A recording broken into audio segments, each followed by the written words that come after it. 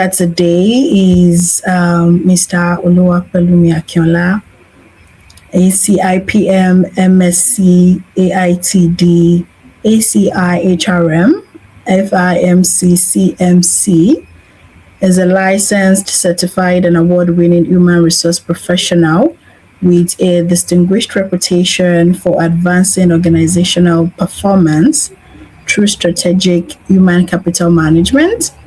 And he is widely recognized for his ability to translate HR strategy into measurable business outcomes, making him a very respected authority within the HR evolving landscape.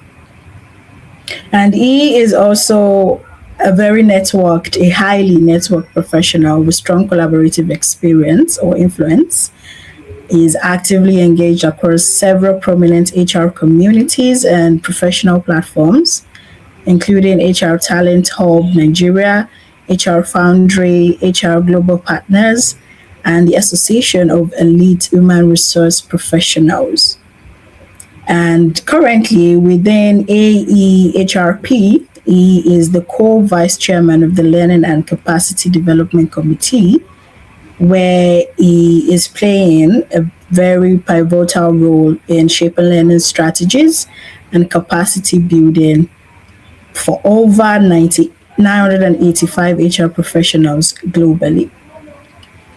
And our second speaker today is Ms. Charity Obiyo. Charity is a seasoned HR professional with over a decade of experience and deep expertise in talent management, HR strategy, total rewards, and HR advisory. She partners with organizations to build strong talent pipelines, design comprehensive compensation packages, and implement compliant HR frameworks that enhance workforce effectiveness and business performance. And I'll have you know that Charity began a career with Transact Chartered Accountant as an associate consultant and advanced to the role of head of HR, where she led the HR function across the organization and its sister company. And she is currently the principal partner at PeopleForge Consulting. And also, Charity holds an MBA from Lagos Business School. She is a senior professional in Human Resource International and a certified member of the ACIPM. So thank you for joining once again. If you are just tuning in for this webinar, we are glad to have you, and please drop your name and your location in the comments so we know where you're joining us from. So now let's move on to the theme and the first topic of today. So we are going with the theme, just like I introduced earlier, change, culture, and the human experience. And this was actually inspired by the revolving change in the human experience across organizations. Okay, so that being said, I will be introducing now our first speaker of the day, Ms. Charity Obiyo, to start a topic that talks about sustaining engagement and well-being in always-on organizations. So, Ms. Charity, please, you have the floor. Okay, good morning, everyone. Thank you, Miriam. And thank you also to the host for organizing this webinar. I also have my lab chapter chairman, Mr. Akinola. So thank you for joining us. He's also the second presenter. And also thank you to all the participants that have joined. Yes, we'll be having a very engaging topic this morning. Miriam, please, could you put up this slide? Yes, so I've been starting with the topic as sustaining engagement and well-being in always-on organizations. And what do you stand to gain? A strategic framework to shift from time management to energy management, practical leadership actions you can implement immediately to protect performance and well-being. Tools to strengthen psychological safety and build a culture of trust, not pressure. A performance-driven approach to well-being that what improves retention, focus, and innovation. Next slide, please. Next slide. Next slide. Next slide. Hello, next slide.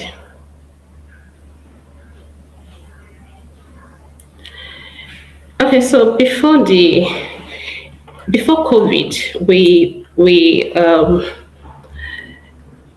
have a system where the regular 9 to 5 is being observed. You know, you close for the day, you have no reason of going home with your laptops and all that, and you are sure that you have closed for the day. But immediately after COVID, we experienced a surge. There was a shift where different work models were being deployed, hybrid system, full remote, on-site, and flexibility. And to add this, we also have a lot of technology that were being put in place to facilitate this. However, there was now a shift in culture where there's increase in you having to attend to official duties even outside work hours. And please, Miriam, can you go to the next slide, please? Yes, thank you. So, and this shift has led to increase in, having the need to always respond to messages, official messages, emails, and what have you. And from my definition, I said what an always-on organization is a workplace where employees feel expected to remain available and responsive at all times, regardless of the hour, their workload, or personal commitments. In such environments, switching off becomes difficult. Switching off after work hour becomes difficult because, you may receive an email and you're expected to attend to it. In fact, in some situations, you may be given a task and asked to go home with it and get it delivered. In this organization, going on leave, you have to give reasons to why that leave is justified. Sick leave is being taken as the person is giving excuses.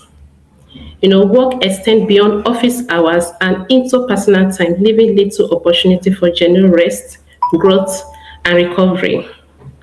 In this culture, responsiveness is often mistaken for commitment. This is a culture where, business is being equated with productivity,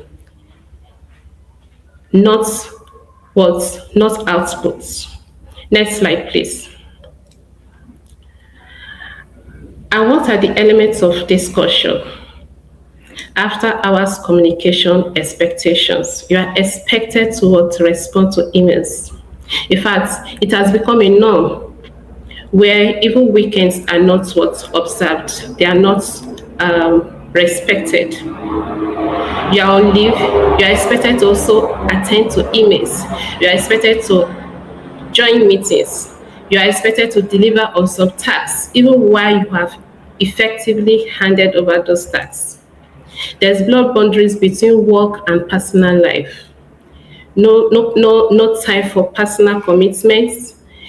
In fact, if you're not careful, no time for your own personal growth. Responsiveness equated with loyalty and commitment. It is not result driven. It is activity driven. They see responsiveness as being loyal, as being engaged. Fear of reputational or career penalties for disconnecting. How dare you disconnect? How dare you challenge the culture? You'll be seen as outlier. Leadership modeling late night or weekend engagements. You see a manager send you an email 8 p.m., 9 p.m. and say, oh, you can attend to it at your convenience. And the same manager will come back and tell you, you did not attend to that email when you needed to.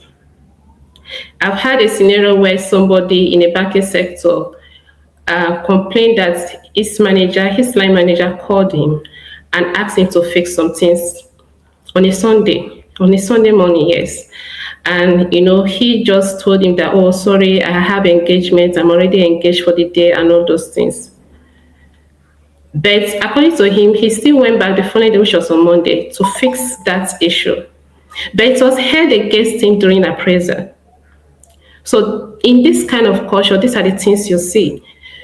For any absenteeism, you have to explain, you have to justify it. Next slide. So do you feel your organization genuinely respects personal boundaries?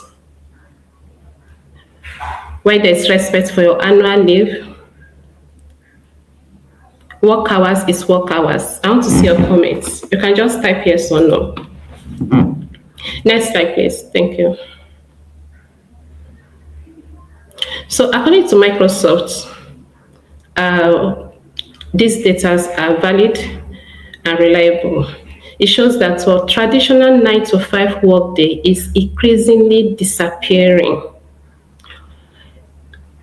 Just audit yourself in the last 2 weeks. Have you ever closed from work where you have actually met the target for the day, you have delivered for the day, and you had no cause to open your laptop to attend to one or two tasks, or even receive a text messages or a call? It said 40% of employees review emails by 6 a.m. In fact, some people even review email as early as 5 a.m. Late night meetings scheduled after 8 p.m. have increased significantly over the years. Weekend work is becoming normalized, with many employees checking emails before noon and remaining active on Sunday evenings. And that is also affecting personal growth, personal career development, not to even talk about time for family time, for health checks. He said 117 average emails received per employee each workday. 153 average Teams messages received per workday. 57% portion of meetings that are ad hoc called in without notice, no prior notice. You just sit and see Teams call. These are not calls that last for 5 minutes or 10 minutes. These are calls that meetings that extend as long as 40 minutes, 1 hour, and all that. You don't even know the agenda. Said 2 minutes average time between interruptions by meetings, emails, or messages. And these activities eat into your time. It reduces productivity. Your productive hour is supposed to be from 9 a.m. to 2 p.m., though depending on individual, but mostly that's the productive hour. And you find yourself, having meetings as early as 9 a.m. The truth is that it will reduce your productivity for the day. It will end up shifting your focus. So mostly I advise that, you get to the office, have your boundaries for meetings and all that. Set clear timeline for meetings. That's where that is applicable. And also for emails, it is advisable for you to just flag that which that is important. Attend to what is urgent. Then you go back to your emails. Next slide, please. So what are the drivers? We have management expectations. Availability has quietly become a performance matrix. KPIs are no longer observed. They are no longer measured. In many organizations, visibility equals value. In fact, they are even rewarded. As long as, oh, okay, you are in office today. This is a place where they will observe maybe hybrid and all those things, and you are entitled to stay at home for the day. But because you're in the office, your manager may just say, okay, let me give you free lunch because what, you're in the office. That means that shows that what, you are being productive. But the truth is that most of the time, that is not the the results. How leaders treat annual leave, sick leave, and overtime signals what behavior is truly rewarded. You know, you apply for leave, you have to justify it. And God help you if it's your line manager that has to approve your leave. You have to give reasons to why you have to go on that leave, which is not the right thing. Competitive work environments. Everybody is what, fighting for visibility. Everybody is fighting to meet targets. Everyone is fighting to be promoted, especially in sales and what, customer service, and even other environments. It creates pressure. No more team dynamism. Knowledge is no longer shared. Everyone is holding what, knowledge because they want to what, stay competitive. Employees struggle to detach due to what, continuous performance expectations. Then the growth stage of the organization. For early growth, for for startups, the truth is that your 9 to 5 may not be realistic, because they are the stage where they need to ensure that client expectations are met. They are building their brand. They are still discovering themselves. In fact, you see yourself taking 2 or 3 roles, and this is expected. However, the issue comes in when the organization has not realized that they are now in a growing stage, and they need to start standardizing some things, outgrowing some culture, and it becomes a norm. Those expectations, or waking up, burning midnight candle to meet expectations, are still being seen as being effective. Then we have industry norms. In this industry, to an extent, you may not be able to escape not working beyond your 8 hours that is expected, because clients' needs is very very on the high side here, and also the industry expectation. We're talking about professional services, specifically accounting firms where they deal with time, law firms, banking, tech companies, healthcare, media, and even oil and gas. So, all is expected that you are always on your toes. But what are the initiatives that you can put in this kind of industry? You can still set a boundary, right? Sorry, I'm still on that slide.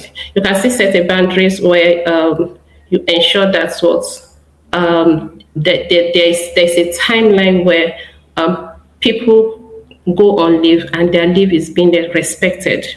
There's adequate handover. Then put in initiatives where they can relieve their stress. In my last place of work, some of the initiatives I put in place was to, on their desk, on their laptop, they'll have a pop-up message telling them that it's time to take a walk, it's time to take a stretch. So because I realized that people spend a lot of time, sitting on their laptops and all those things. So, it's important that they have these breaks. Also, encourage vacations. With this, they're able to relieve themselves from the stress for the day. Next slide, please. Next slide. So another major driver is workaholism. Some of us are workaholic. Being workaholic is not the number of hours spent. It's somebody that cannot detach him or herself from work. Mentally, you are connected to your work. A workaholic person, in fact, I know somebody that falls sick when there's no task assigned to him or to her. She falls sick, like she practically falls sick. A workaholic person can be, in fact, this is even a life experience.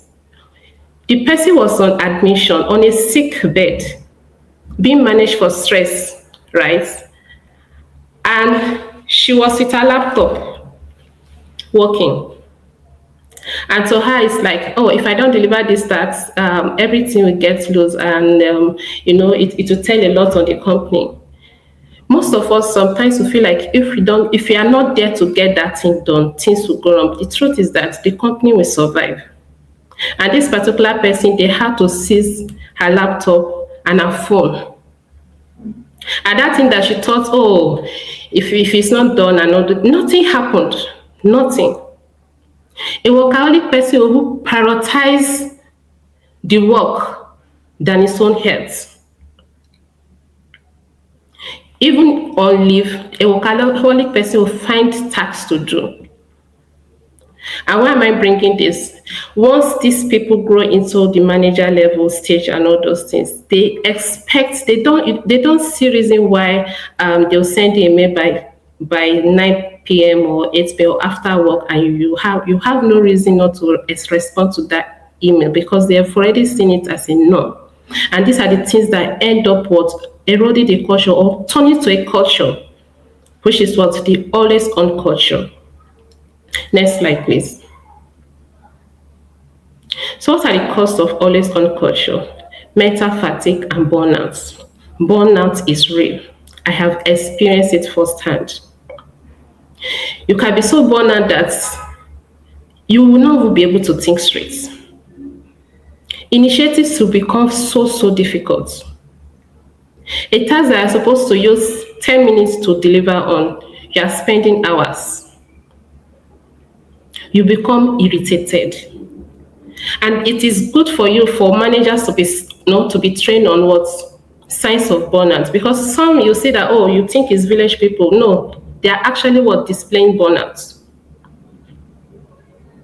Mental fatigue, reduced focus and creativity, poor work-life balance, presenteeism. You are sick, but you are expected to be to be available. So you can't even comfortably ask for sick leave because availability is being recorded as engagement or value in your place of work. And of course, high employee turnover, unhealthy competition, and reduced psychological safety. Even the work itself becomes a threat. Decline in productivity and innovation. Fine, there's a norm that always on it will drive productivity and all those things, but how sustainable it is? Always on organization, if tasks are not well defined, if things are not well managed, it will end up driving more activities than results. And going back to burnout or mental fatigue, I'll use myself as a personal example. Years ago, I found myself treating malaria. I was treating malaria for almost a year. And what is the result? Slides. They'll just tell you slides. Not even 1+. Injections, drips. The more I was treating it, the more I was falling sick. And I had to go and meet the doctor, like, sorry, I hardly fall down with malaria. Something is wrong. And they test my stress level. That was when I got to know that stress level is linked to immunity. And the doctor explained to me that your stress level is high and it has affected your immunity. That's why the treatment is not effective. You can imagine. That is part of that is what burnout can lead to. And I had to audit myself. I checked back and I realized that, I was taking leave, but I wasn't really utilizing the leave. I was channeling all my leave for my MBA, programs. And also even in the leave, I was attending to tasks, official duties. So for good 2 years, I wasn't really on leave. Next slide, please. So what does burnout look like in your organization? Loud exits or quiet disengagement. I'm not seeing comments. Everywhere is quiet. Please, I would love to get your feedback. What does it look like? Do people just exit or they just disengage? Next slide. So now let's rethink engagements. So engagement today is less about hours worked and more about energy preservation, purpose, and psychological safety. So people are more engaged if they are feeling purpose in that environment. If the climate is positive, employee remain engaged when they feel trusted, valued, and was supported. How do you know you are being supported? Do you only feel valued when it's just about professional contributions? Are you being valued when you are also meeting your own personal targets? Trusted with tasks, with autonomy, and not being monitored. You have a target or you have a task, you've defined a task. You have a timeline for it. I'm not talking about those, of course, there are people that we may just have to monitor them to get tasks being delivered. But there are also people that you trust them with that task and you ensure that they are delivered. I mean, you just relax and see that they are being delivered. So sustainable engagement is about managing energy and not just managing time. So mostly you see people managing time, especially in a billing environment. What is available hours, recovery rates, and all those things. But however, it has silently eroded the energy of that individual, of the employee. Next slide. So practical ways to sustain engagement and well-being. Use the 80-20 principle and automation to reduce low-impact work and free employees for high-value activities. So we are saying use the 20% to deliver 80% outcome. Automate processes that need to be automated. You can have a HR desk, help desk that is there, and you have your frequently asked questions. Right, it reduces time. Instead of you keep attending to individual, you can easily refer them to that, and it reduces that for you. Then check for things that can be automated, recruitment process. Even if it's just sending of CVs, it is time consuming to check emails to start downloading CVs. So automate your process as much as possible. HR operations, business operations. What can be automated should be automated. Adopt agile outcome-driven team structures instead of rigid hierarchies. Well, this depends on the industry, the sensitivity of the industry, right? This depends on the sensitivity of the industry. But within team members, know people that you can. I don't think in a team everything has to go to the manager. You have HR manager, you have senior HR person, and all those things. And it has to be HR manager that has to approve everything or review everything. So I believe autonomy should be given to an extent. Example, it would be some of the things you can adopt the agile process for could be maybe your onboarding processes where the MD will need to address the staff, the new hires. So you can automate a welcome message from MD instead of have a recorded message for it, instead of always waiting and looking for a perfect time where you can have the MD, address the new hires physically. Okay, so encourage micro breaks and protect real time off. Use regular pulse surveys instead of rely solely on annual engagement. Don't wait to the end of the year before reviewing having engagement survey. Equip managers to identify early signs of burnout. Next slide. So practical ways for for sustaining engagement and well-being for alcoholic individual, I have redefined what is truly urgent. Like I said earlier, everything is urgent to what an alcoholic individual. Reinvest and what prioritize the to-do list. In this, I don't know if it is well view on your end. We have low urgent and what high importance. These are tasks that should be addressed, but not what right away. They are not urgent, but what it should be addressed. We have high importance and what high urgency. These are tasks that need immediate attention. Low importance and what high urgency. Tasks can wait. And we have what low urgency and what low importance. They should be eliminated completely. Next slide. And I said, well, reset unrealistic rest. Ensure that you rest. The leadership role in sustaining well-being. Leaders must normalize rest without guilt.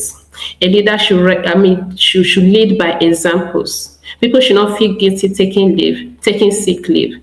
People should not feel guilty having a time set on their team saying, oh, out of office hours. Going offline without what fear. Flexible and human-centered way. Next slide, please. I only have 2 more minutes, so I need to rush through. Psychological safety employees must feel safe to say, I'm overwhelmed. And also, it's not necessary until when they say it. As an HR professional, you should be able to read the climate. Employees should be able to say, I need support. This workload isn't sustainable. And instances where employee cannot voice out these things, they wait till exit meetings or interviews. There's something is wrong with your culture. Next slide. If you could change just one habit this quarter, what will it be? So just think about it and address it. Next slide, please. So what are the true measures? Employee engagement and what sentiment? I'll say employee engagement and climate. Absenteeism and turnover trends. So check your employee engagement, check the climate, check what? Absenteeism. The manager feedback and what observable team's energy level. Next slide.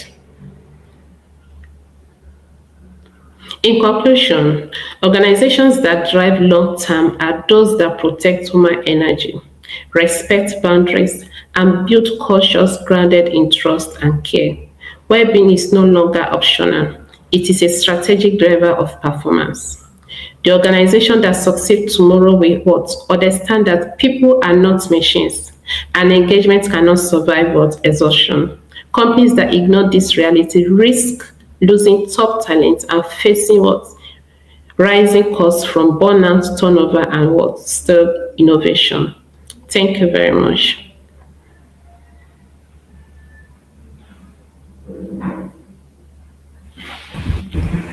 All right. Thank you very much, Charity, for that. That was very powerful. And particularly, I think I love the shift from time management now to energy management. I think it's a very important reframe. So thank you so much, everyone, for listening, and kindly drop your questions in the comment section, and we'll have them after we have our second speaker. So thank you so much, Charity, for your time and for that wonderful presentation. So now that we all know that our energy has to be protected, has to be guarded in our organizations, we're not just talking about energy now. We need to, especially in the hybrid culture, so we need to also look at employee experience in the digital and hybrid workspace. Just like I said earlier, that work is changing and hybrid cultures are being increasingly practiced. So now we'll have our second speaker to speak more on how our employee experiences in digital and hybrid workplaces can be top-notch and they can enjoy their stay in our organizations. So please permit me to introduce Mr. Oluwapelumi Akinola. Mr. Oluwapelumi, you have the floor, please. All right. Good morning. Good morning, everyone. Can you hear me very well? Yes, very loud and clear. All right. Thank you. I think Charity has stolen from my notes. My HR, you've actually, spoken some parts of my presentation, and I love the sync. Right. I really love the sync. Of course, Thank you, we, sir. are, we are both heading the same direction. So, Miriam, will you help me present my slides?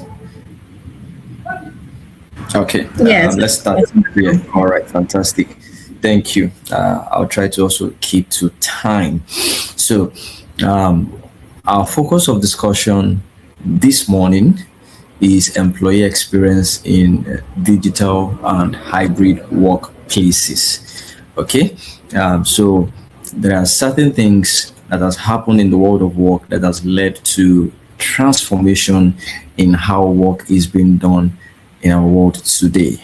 Okay, one of it is the what we call the concept of remote work, which was accelerated by COVID-19, 2019, 2020. Prior to then, very, very little amount of professionals actually, work from home or even do hybrid.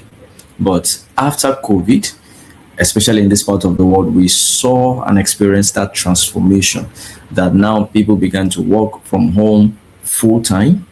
Some, go to the office maybe once or twice in a week, and that constitutes what we call hybrid work mode.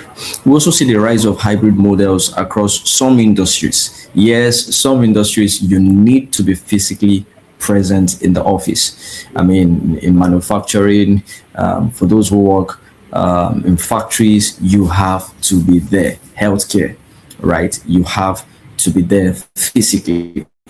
But then in some industries, consulting, Charity talked about professional services, right? Consulting, whether management consulting, audit, tax, financial advisory, and the likes. Of course, we see these hybrid models, right? Sometimes professionals get to work from home, other times they get to work from either the office or from a client site, right? Another thing that is contributing to our subject of discussion is digital tools that now shape daily employee interactions, and also talent expectations have evolved. The truth is, an average job applicant today, when being interviewed, the very first question he or she will ask you as an hiring manager, or as a talent manager or as a recruiter, is that I hope it is hybrid, especially in this part of the world in Lagos. Many times that is the first question. I hope it is not fully on site. I hope it is hybrid. I hope there is remote work, right? And this is shaping talent expectations in no small ways. Now, the question is, how do we intentionally design employee experience in a digital first world? Okay, how do we ensure that whether our employees work from home or they work from site, they are still part of the system, they have the same experience? And that's what we'll be looking at this morning. Please, the next slide. Now, talking about employee experience, EX for short. When we say employee experience is the summation of all interactions that an employee has with an organization across their entire life cycle, that is from entry to exit.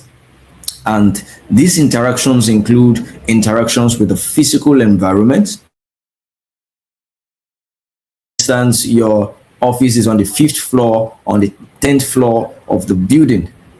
Whether you like it or not, that impacts how your employees experience you as an employer of labor. Okay, so employee experience interacts with the physical and the cultural environment, leadership, and management interactions, and also how the workforce interacts with HR processes and policies.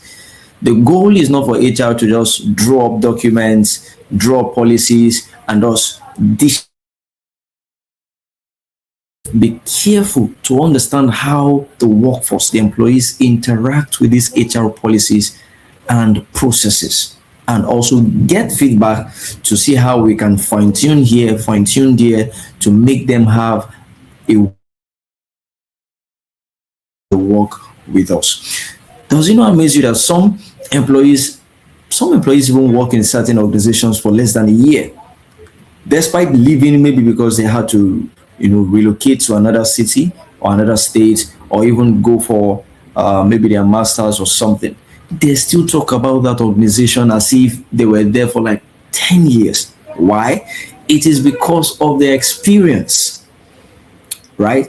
And let me tell you the truth, all employees, both current and former employees, are all ambassadors of the employer brand. So how they perceived you or are perceiving you currently will go a long way to speak about you in the public. So it's very important that we try to understand, as HR managers, as business owners, as employers of labor, how are the employees interacting with the physical environment, the digital environment, the cultural environment, how leadership makes certain decisions, how HR policies and processes interfere with their everyday life. Next slide. So there is now a shift to digital and hybrid workplaces. A few years ago, while running my master's program at the University of Lagos, this happened to be, my master's research topic, right? So it's something that I think I understand to quite an extent. Okay, so when we talk about digital workplace, we're simply talking about a work. Communication and performance are enabled through digital platforms, so that when an employee is working from home, whether they are in their personal houses, they're in an hotel, they're by the beach, they're in a restaurant, they are able to work effectively. They are still able to deliver on their tasks, on the deliverables without issues. So this is being powered by digital platforms. All right, that's digital workplace for you. Then talking about hybrid workplace, this is a flexible model combining both remote work, in-office work, and flexible schedules. So remote work is where you possibly work remotely full time. You don't go to the office. You don't have physical interaction with a building. Then in office work, of course, you go 9 to 5, Monday to Friday, you go to the office. While some now do flexible structures, all right? It could be you go 2 days on site, 3 days from home, or you even do flexible hours, right? Some people resume the afternoon and they must still do their 8 hours for that day, and they get to close by 8 p.m. Some resume by 8 a.m. in the morning, and they have to close by 4 p.m. That is flexible. In other words, some organizations don't really care what time you come to the office. The most important thing is that you deliver the required number of work hours for that particular day. Now, what are the examples of tools that are shaping employee experience? Among many things, we have collaboration platforms, Teams, for instance, Slack, for instance. These are platforms that enable employees to work together in geographical barriers. So an employee can be in Lagos, the employer or another colleague can be somewhere in Kaduna, another colleague can be somewhere in Johannesburg, and they are working seamlessly, collaborating together, delivering on the work that they've been asked to do. So these tools are shaping how employees interact with one another. So in the morning, for instance, they have team meeting, they have a stand-up meeting for like 15 minutes where everybody puts on their video. They walk, they talk, they gist, they share their screen, and they interact. without necessarily coming to the office physically. Okay, then we have other project management tools that also shape employee experience. For instance, we have Jira for those who are in project management team, Scrum, agile methodologies. These are platforms that allows each of the project management team to collaborate easily. Then we have HRIS systems, okay, the likes of Seamless HR, Notch HR, and so on and so forth. So with these platforms, with these HRIS systems, I mean, for instance, for Notch HR, we currently use Notch HR where I work. I mean, on your phone, you can easily just apply for your leave and wait for approval, and it gets approved on your phone. Okay, there are certain things you can do on the app without even being with your laptop. Maybe you just got ill, you were rushed to the hospital. Instead of looking for your laptop to send the mail, you can just apply for sick leave on your mobile phone through the HRIS system. And of course, there are other AI-driven productivity tools as well that shapes how employees experience their employer. Next slide. So, why employee experience matters in hybrid work? Among many things, we should know that physical distance increases emotional distance. So, if employees are working remotely, there is need for more intentionality for them to be carried along, to be seen as part of the system, and they are carried along. Sometimes some employees who work remotely sometimes miss out and think that, because they work remotely, maybe the management or their line managers or other people in the organizations don't see them as being core to the business, or sometimes they don't value them the way they value other members of the team that they get to see physically. And this is why employee experience matters even more in hybrid work. Another thing is increased informal interactions, reduced informal interactions rather, higher risk of disengagement. You see, when employees also work from home, many times they are disengaged. Their mind is no longer you will come for some meetings, maybe team meetings, and people are even refusing to put on their videos, right? That shows you that if they're unable to put on their videos for 5 minutes, 10 minutes, something is beginning to go wrong. They're not seeing themselves as part of the system again. Okay, so what are the 5 pillars of employee experience in a digital and hybrid work? The first is digital enablement. Yes, there must be digital enablement. There must be reliable tools. There must be automation of repetitive tasks. We can't talk about digital or hybrid work without talking about technology, because it is technology that drives the digital workplace. Okay, so there must be adequate technology in place to make sure that all employees are carried along. There must be technology for even fun time, game time. All right, maybe an hour on Friday where they come together, they have time for play, they have time for quiz, they do karaoke, maybe on Teams, people select songs and they sing, all of these things must be enabled by technology. Another aspect or pillar of EX is communication and transparency.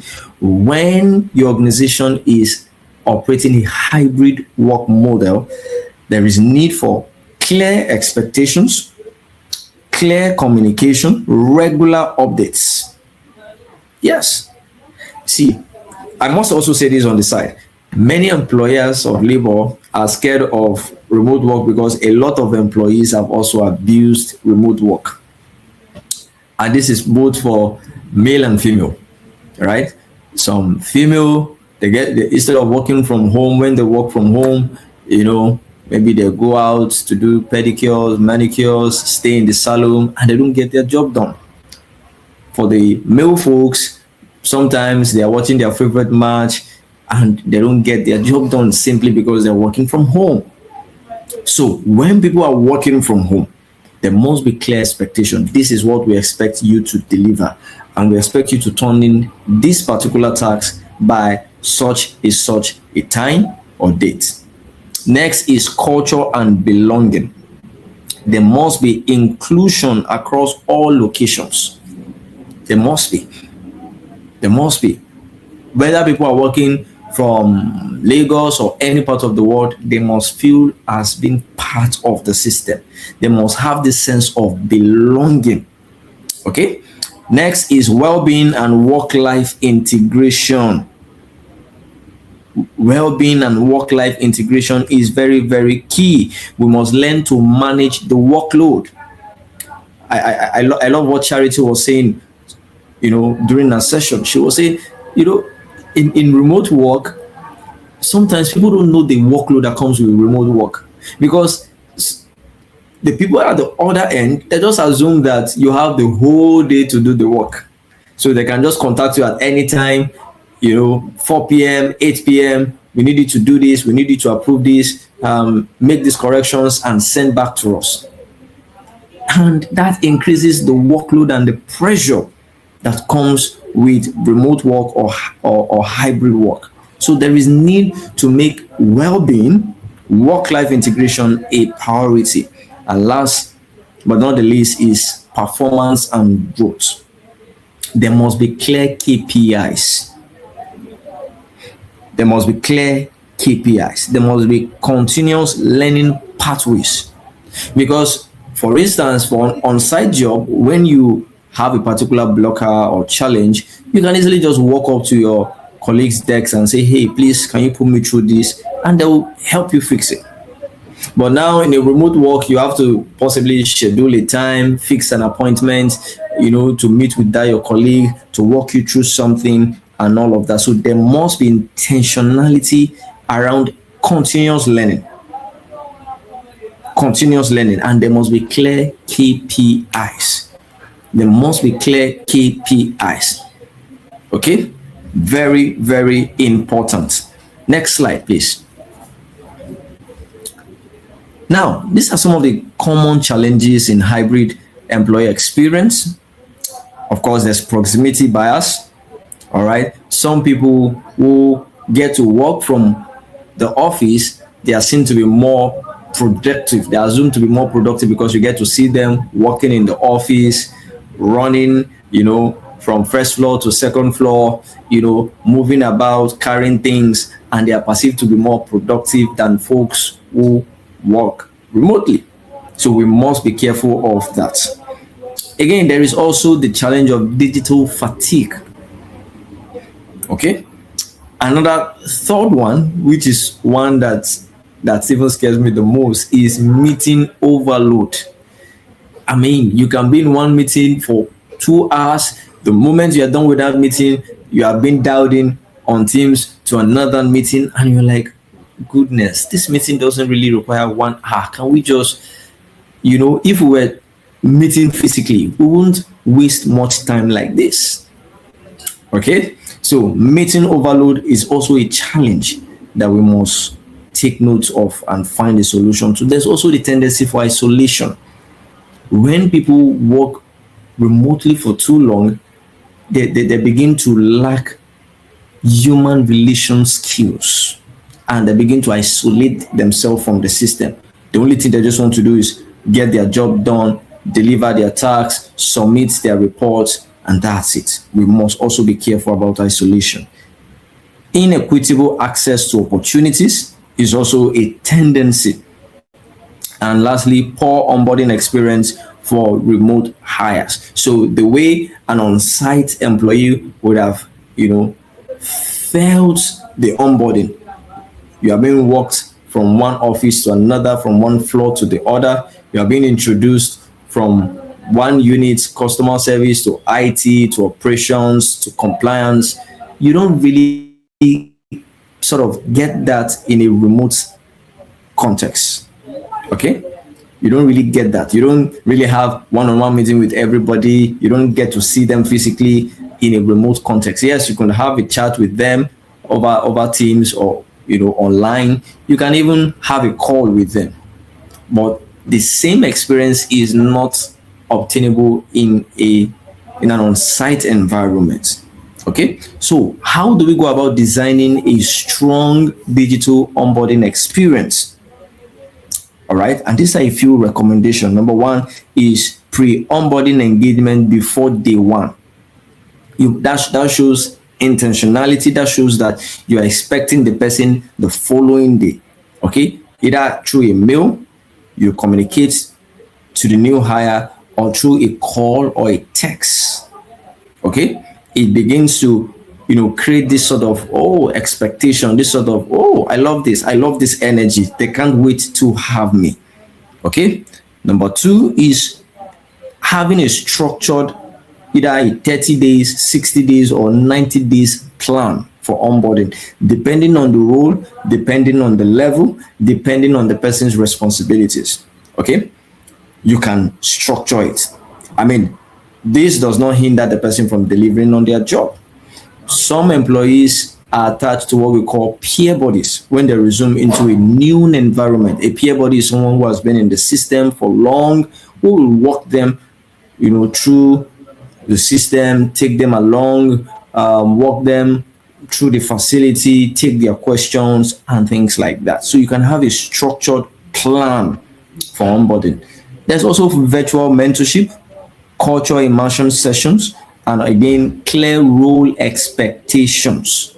Clear roles expectations. There must be deliberate meetings between the new hire and the line manager, where they clarify the role expectations. What exactly are you asked to do? How do you know you are meeting your target? Things like that really, really count. First impression shape long-term engagement. When an employee resumes on the first day, and they are seeing the energy from the colleagues, they are seeing the love, they are seeing the vibe, they are seeing the approach. I mean, they want to engage. Okay, but when it's just hi, you're welcome, and that's all. No, there should be intentionality about it. Next slide.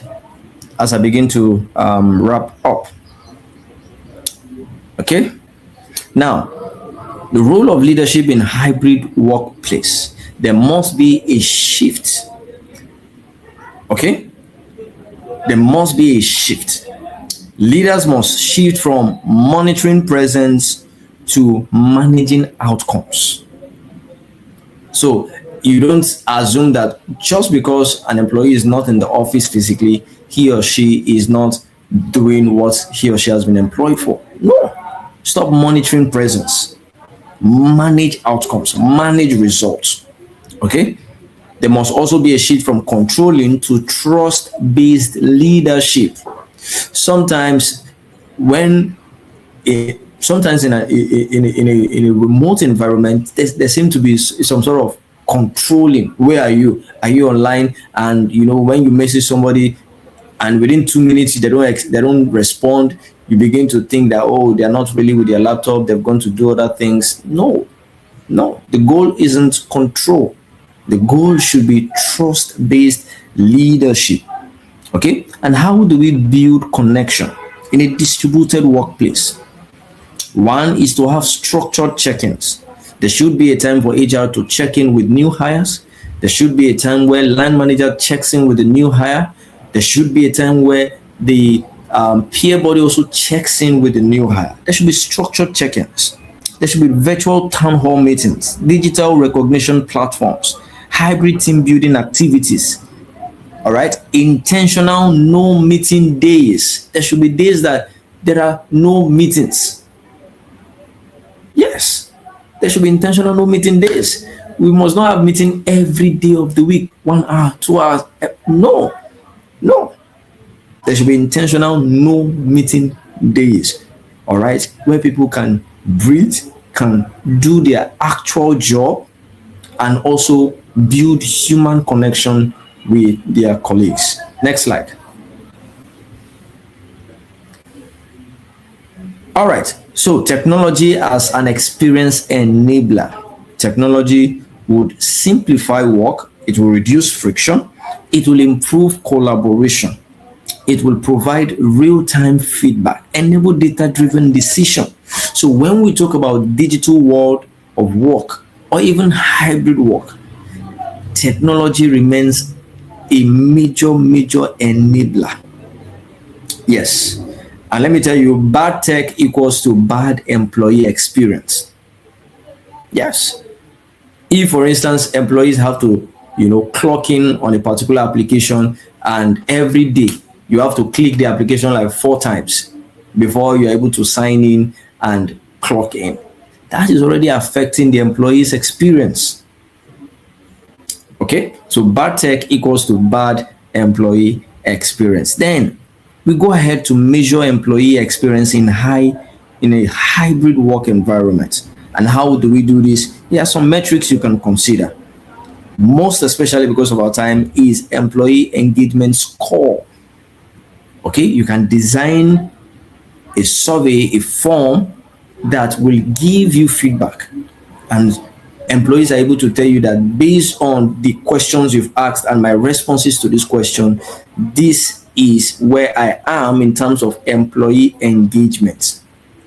And let me tell you the truth, when there is no sufficient engagement, talent management is at risk. When there is no sufficient engagement, talent management is at risk. Very important. Next slide. Okay, I think I've touched on this one with the other. Next slide. All right, so moving forward, what do we do? How do you go about it? First is for you to audit your current employee experience. Audit it.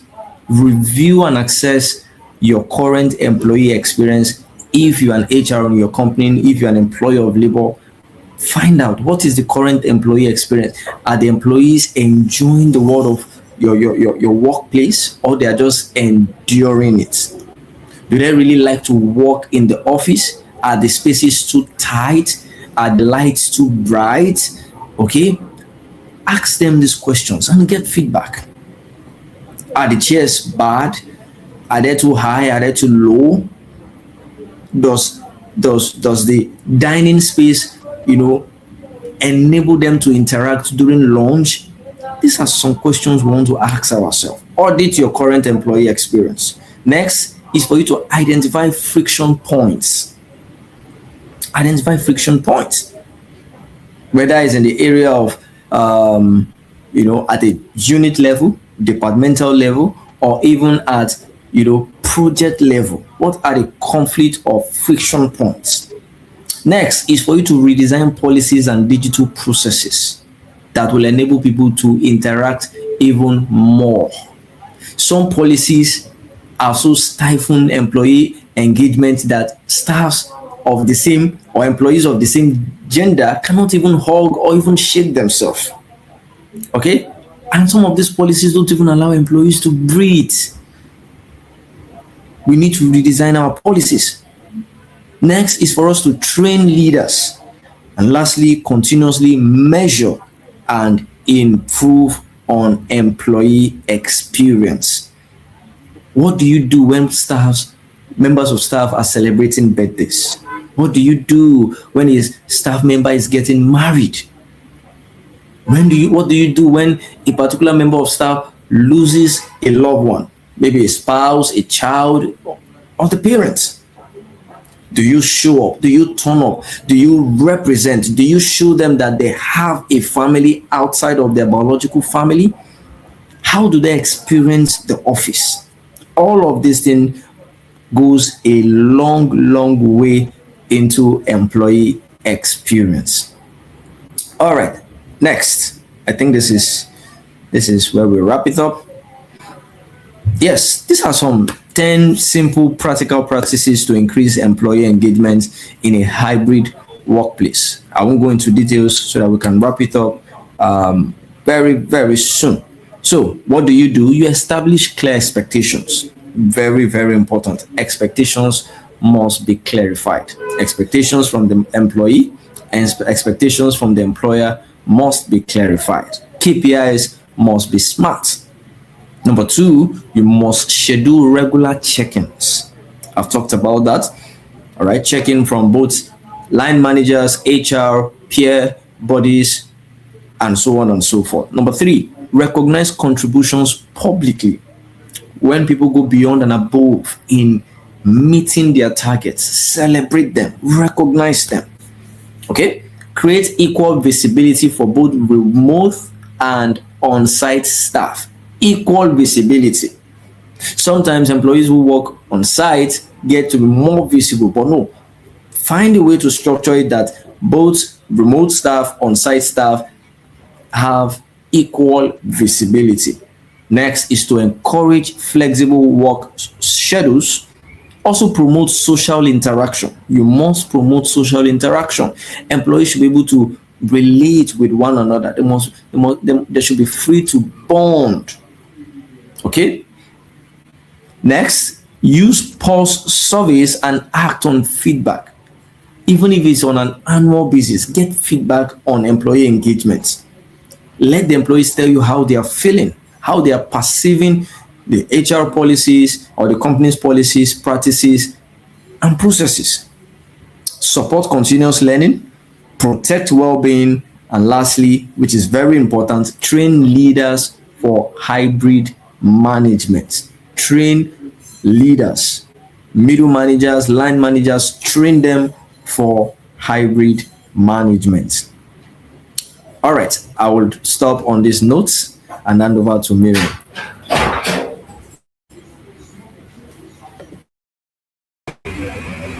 All right, thank you so much for that practical presentation, Mr. Oluwapelumi. That was a very, very great one. So I think the floor is now open for questions, but before that, I think I have a question myself, but my first question will be directed to Ms. Charity. Ms. Charity, are you there, please?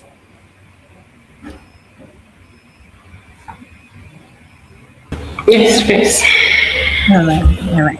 So in the course of your presentation, you mentioned, you asked the question actually, what are the signs of burnout, or is it loud? I can't remember how it was phrased. Is it a loud exit, or disengagements? Or disengagement, yes. So I would like to ask, what are those subtle signs, the quiet signs that you think team leads or leaders within the organization often overlook when it comes to their employees, and they actually signify burnout within this or amongst these employees?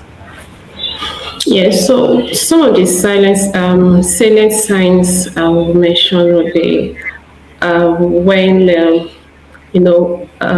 employee is taking more than the normal time to deliver on tasks, when there's low creativity, and of course you already know the expertise of this employee, you know the expectation level, but they have actually dropped. When there's now absenteeism, also giving excuse of sick leave, taking a lot of sick leave. These are also part of the signs. And another key sign is when employees lose interest, they are no more engaged. Things that excite them before does not excite, they are no longer exciting them. And also other signs that you also notice is that the employee is no longer participatory. Are you getting it? Even in discussions, they end up kind of isolate themselves and all those. So these are major signs that can be watched out for.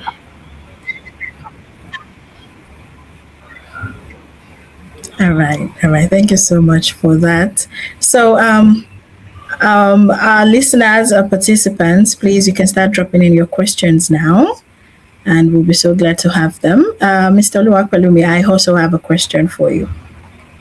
So say for instance, or let me just say, an organization, if an organization intentionally does not redesign their employee experience, say within this evolving landscape, what do you think it will cost them, say in the next 3 to 5 years to come as an organization? Like I said during my presentation, it will have severe impact on talent management, right? Especially in this time of work where the workplace is being filled with younger generation, right? And there are a lot of changes going on. If you are not able to adopt, you know, trending things, trending, measures to also see that you keep your talent, there's going to be high attrition. People are going to leave. All right. The truth is, sometimes we think employees don't have a choice, but they actually do. Right? They actually do. They will take their skills, their competencies, their behavior, their experiences to another place. So what we are saying is that let's learn to make certain changes that are needed. Okay? Let's make certain changes that are needed in the workplace so that employees of all generations are able to work seamlessly together. Whether baby boomers, whether millennials, sometimes we just, in fact, we're even painting Gen Zs in a light that is not theirs. We had every little thing, Gen Z, everything. No, I've seen Gen Zs, some Gen Zs who are working very well with the older generations, and they are learning, they are growing, they're even taking ownership of certain things. Why? Because they see that despite their Gen Zs, the organization respects them, recognize their dynamics, and also put in measures that will allow them to work in that same organization. So they are working with baby boomers, they're working with people in their 50s, in their 60s, in their 40s, but there is a way to do it. Some organizations use first name basis.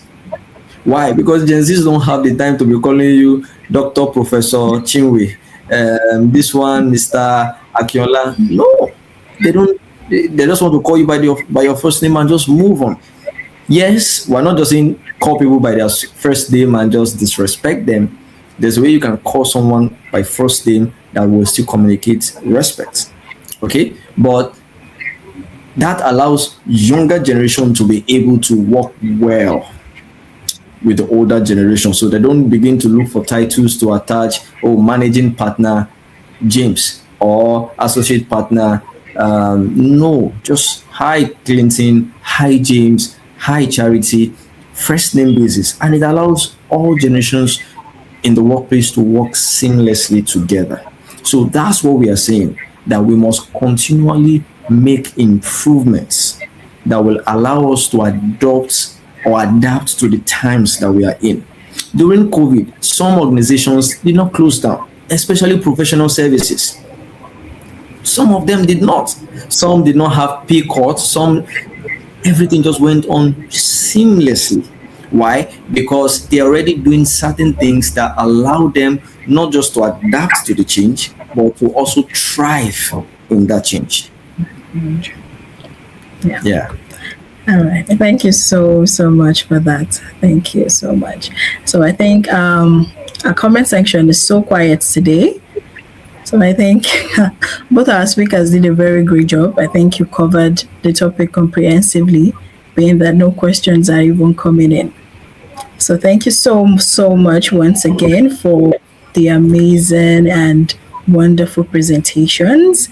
So before I go, I would like to ask our participants, or I'd like to let them leave with this one question, which is, what is one habit or system or one leadership behavior that you think you will rethink after today's conversation?